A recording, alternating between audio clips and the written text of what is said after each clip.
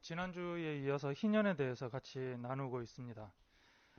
희년은 안식일 규례처럼 어떤 단순히 율법을 지켰냐 안 지켰냐 하는 그런 수준에서 볼 것이 아니라 이스라엘 유대인들이 메시아가 오면 이루어질 모습이라고 생각을 했던, 유대인들에게 있어서는 굉장히 그것이 중요한 개념이 바로 이 희년이었습니다. 즉 완성될 하나님 나라의 모형이라고 생각을 했던 것이죠. 희년에는 중요한 그 요소가 두 가지가 있는데, 한 가지가 땅이고 또 한 가지가 노예입니다. 노예로 팔려갔던 사람이 신분을 회복하고 자유인이 되도록 하는 사회 구조를 만드시는 것, 그것은 명확하게 종신토록 또 노예가 대물림되는 것을 막기 위해서 하나님께서 그렇게 하신 것이었죠. 유대인들이 유대사회 내에서 노예가 되는 것은 거의 대부분 경제적인 부분이 그 이유가 컸습니다. 그들은 사실 이제 지금 현재 광야에서 이 지금 율법을 받고 있는데, 그들이 앞으로 가나안에 정착을 하게 돼서 농사를 짓게 될 것이지만 원래 그들은 대부분이 유목민이었던 것이죠. 농경 사회에 대해서 그렇게 큰 지식이나 이런 부분들이 없었습니다. 그렇기 때문에 그들이 농사를 지을 때 농민들에게 있어서 경제적인 격차가 생기는 것은 어떻게 보면 당연할 수밖에 없었던 것이죠. 단순히 그냥 어떤 사람이 게으르다의 문제가 아니라, 어떤 사람은 그 땅을 산간 지역에서 받게 되고 어떤 사람은 굉장히 비옥한 곳에서 받게 되고, 비옥한 곳에서 똑같이 농사를 짓는다고 하더라도 농사 짓는 감각이나 또 자연재해 등이나 여러 가지 이유들로 인해서 점차적인 그런 경제적인 격차가 생겨날 수밖에 없었던 것이죠. 처음 가난할 때는 돈을 꾸고 또 조금 더 어려워지면 세간을 팔 수 있지만, 점점 팔 것이 없게 되면 제일 마지막에 집을 팔고 땅을 팔게 되는데, 이제 그마저도 없을 때 이제 노예가 되는 것입니다. 암량위천이란 말이 있습니다. 이 말은 고려 말부터 조선 시대까지 노비가 생겨나는 그 원인을 보여주는 단어인데요. 조선 시대 중대 범죄 중에서도 영모죄, 어떤 귀족이나 또 그 왕족에게 영모를 꾀하는 이런 영모죄는 사실 신규 노비의 산실이었다라고 합니다. 원래 반역을 하면 구족을 멸한다라고 했지만 실제로는 사형보다 노비로 삼는 경우가 훨씬 많았다고 하는데요. 이런 종묘사직의 권위에 도전하는 범죄인 모반을 범한 사람의 할아버지, 어머니, 첩, 형제, 자매, 딸, 손자, 15살 이하의 아들의 첩까지 모두 노비로 삼았습니다. 그런데 이런 중대 범죄보다 더 많은 노비를 생산하는 것이 있었는데, 그 이유가 바로 채무불이행이었습니다. 그러니까 돈을 빌렸다가 갚지 못하는 경우에 이제 마지막까지 기다리다가 노비로 삼게 되는 것이죠. 양민들이 채무를 제대로 갚지 못하다가 노비가 되는데, 이 양인들이 파산하게 되는 주 원인이 그냥 채무 불이행하면 성실하지 못하구나, 왜 갚지도 못할 거 왜 빌렸을까, 이런 생각들을 할 수가 있지만 그것보다는 훨씬 더 큰 원인이 있었는데, 그것이 무엇인가? 고리대금이었습니다. 돈을 빌려주고 사채처럼 어마어마한 이자를 받는데, 이것은 단순히 고리대금 업자의 문제가 아니라 중대 범죄만으로는 나라 전체에 필요한 노비 수요를 채울 수가 없었기 때문에 의도적으로 고리대금에 의한 파산을 조장하는 것이죠. 그래서 의도적인 수법으로 영모죄나 강도죄 등으로 노비가 되는 사람들은 주로 관청이나 공신들에게 배속이 되었기 때문에 일반 지주들이 노비를 확보하는 일은 거의 대부분 고리대금에 의해서 그렇게 됐던 것입니다. 이런 현상을 암양위천 혹은 억량위천이라고 하는데, 양인을 억압해서 천인으로 만든다라고 하는 그런 뜻입니다. 노예가 된다라는 것은 내가 불과 어제까지 혹은 며칠 전까지만 해도 양인으로 있었기 때문에 어떤 대우를 받았던 것이 이제는 더 이상 그런 대우를 받지 못한다는 것이고, 노예로 들어가기 때문에 인간다운 권리를 더 이상 누리거나 주장할 수 없게 된다는 것이죠. 이렇게 됐을 때에 노예는 단순히 그냥 경제적으로 가난한 사람의 삶을 살아가는 것이 아니라 자유의 정신을 박탈당하게 되는 것이고, 경제적인 문제로 신분이 허락이 되었지만 그러나 실제적으로는 육체적인 학대, 정서적인 학대, 과다한 노동이 맡겨졌을 때에 자신을 방어할 수 없게 되는 것입니다. 하지만 암양위천에서 보였다시피 타인을 노예로 만들어서라도 자신의 평안함과 풍요를 만들려고 했던, 그것이 어떤 일부 사람들의 욕심이 아니라 전체적인 사회 분위기였는데, 이것은 단순히 조선시대나 고려시대 말에만 있었던 것이 아니라 어쩌면 일반적인 세상의 모습이 아닌가라는 그런 생각이 듭니다. 그런데 오늘 본문에서 하나님은 희년에 그들의 신분을 회복시키라고 이야기를 하십니다.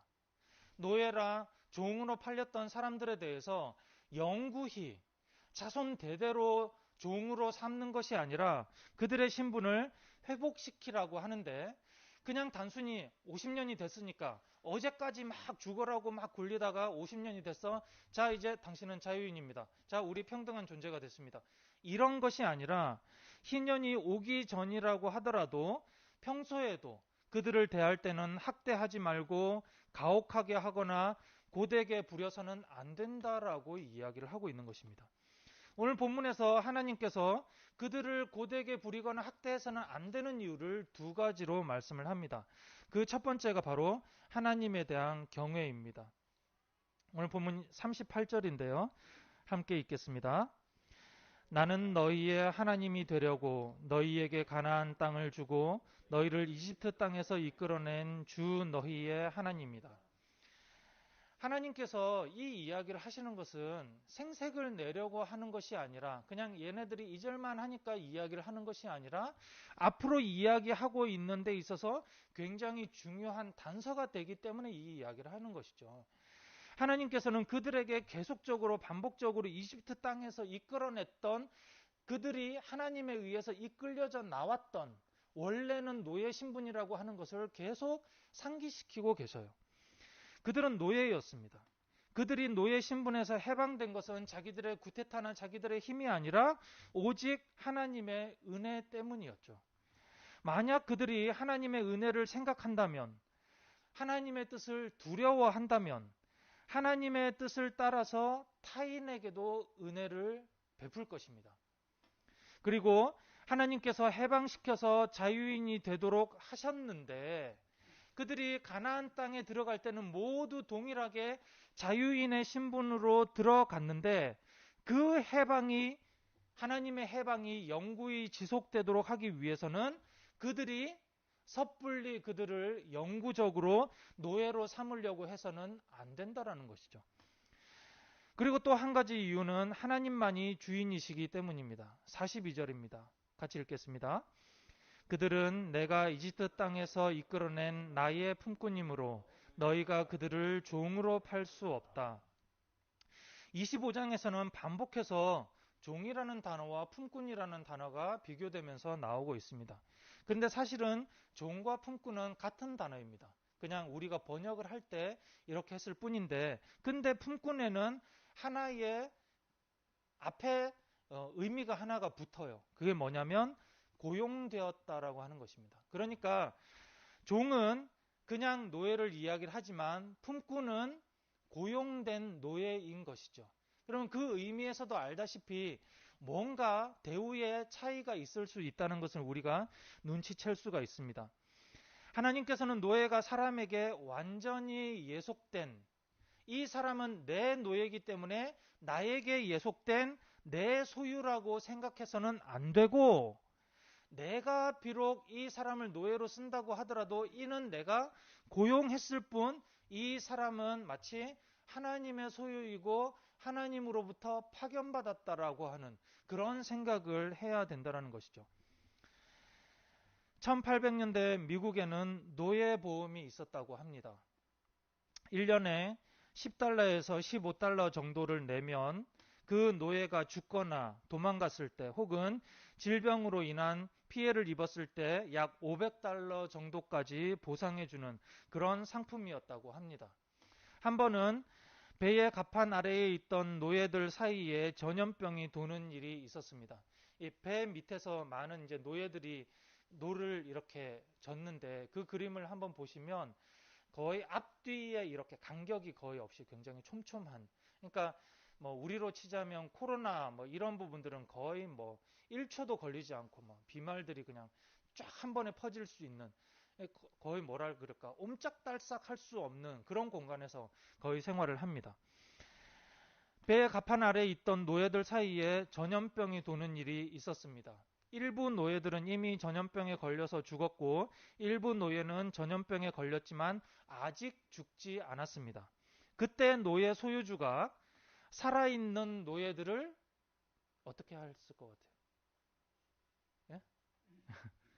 우리 생각 같으면 그냥 격리를 시키든지 살리든지 이래야 됐을 텐데, 아직 죽지 않은 노예들을 모두 끄집어내서 모두 바다에 빠뜨렸습니다.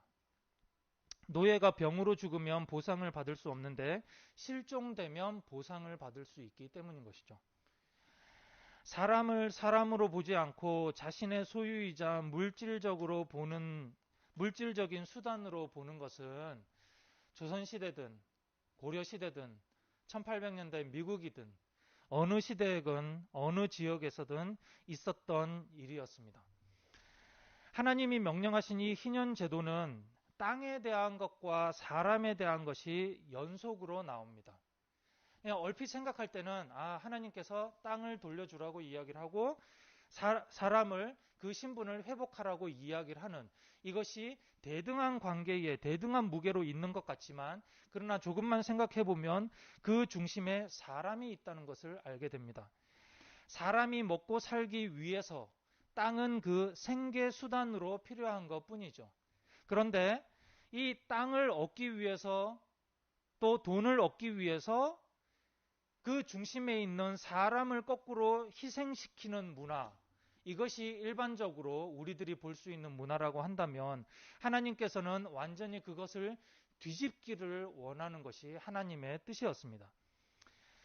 오늘 이 희년은 단순히 이스라엘 백성들에게 율법으로 준 것이 아니라, 그냥 단순한 율법이 아니라 하나님께서 그들과 언약을 맺으면서, 계약을 맺으면서 하나님과 이스라엘 백성 사이에 왕과 봉신의 관계로서 그 계약을 맺고 있는 것인데, 이렇게 맺으시는 것은 우리에게 최종적인 하나님 나라의 한 면을 보여주시면서, 이 희년이 이스라엘 백성들이 생각할 때 언젠가 완성될 하나님 나라의 모형이라고 생각했던 것처럼, 이것이 하나님께서 우리들에게 보여주는 하나님 나라의 한 면일 수 있는 것이죠.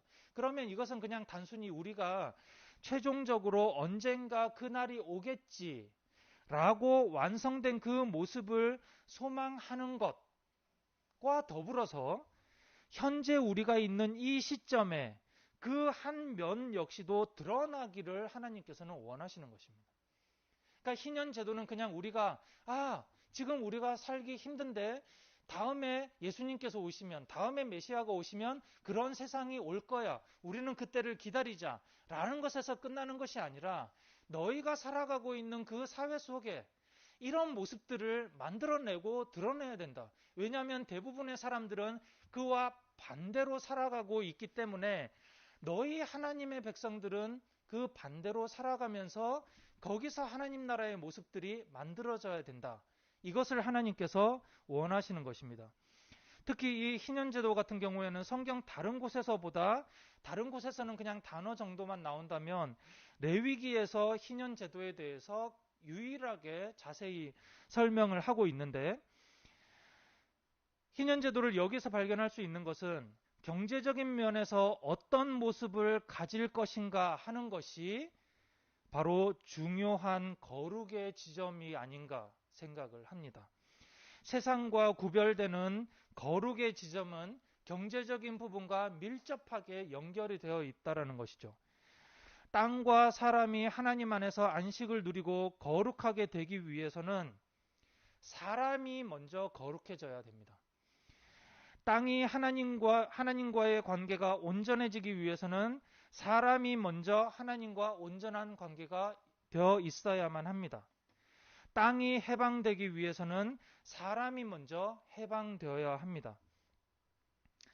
하나님 앞에서 하나님께서 이스라엘 유대인들을 거룩한 제사장 나라가 되어 가도록 이끄셨듯이 우리 하나님의 백성들인 우리 역시도 동일하게 하나님 앞에서 왕 같은 제사장으로서 세워 가시는데, 돈에 미쳐 돌아가는 이 땅의 문화에 휩쓸리지 말고 그 문화에 저항하는 문화를 그 하나님의 백성들은 고민해야 합니다.